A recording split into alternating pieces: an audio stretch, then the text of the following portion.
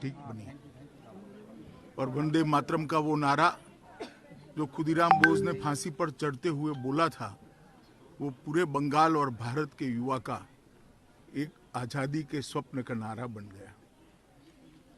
संजोग ही है कि आज ही के दिन राम प्रसाद बिस्मिल, अशफाकुल्ला खान और ठाकुर रोशन सिंह को फांसी दी गई थी।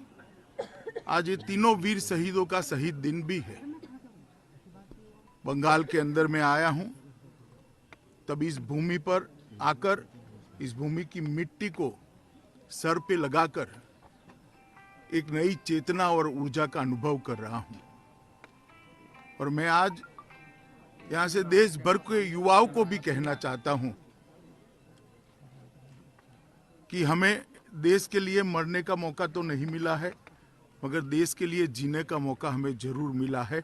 और खुदीराम बोस को याद कर कर हमने उसी रास्ते को प्रशस्त करना चाहिए और मोदी जी के नेतृत्व में एक मजबूत, सशक्त, सुरक्षित भारत का निर्माण करना चाहिए। आज तीनों शहीद पंडित राम प्रसाद बिस्मिल, अशफाकुल्ला खान और ठाकुर रोशन सिंह, तीनों ने अपनी जान अंग्रेजों के खिलाफ लड़ते लड़ते दी थी।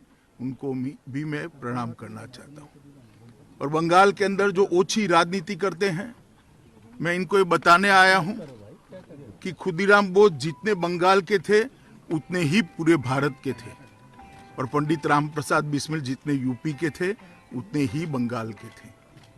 भारत के लिए संघर्ष करने वाले, भारत के लिए आज़ादी के लिए लड़ने वालों ने कभी इस प्रकार की ओछी राजनीति की कल्पना नहीं की होगी।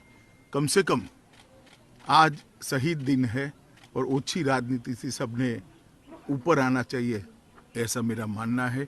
मैं फिर एक बार खुदीराम बोस की वो शहादत को याद कर कर प्रणाम करता हूँ, और सालों सालों तक उनका ये बलिदान भारत के युवाओं के लिए प्रेरणा स्रोत बनेगा और देश के लिए जीने का संकल्प लेने के लिए मजबूर भी करेगा, और जिन्होंने संकल्प लिया है उसका संकल्प मजबूत भी करेगा।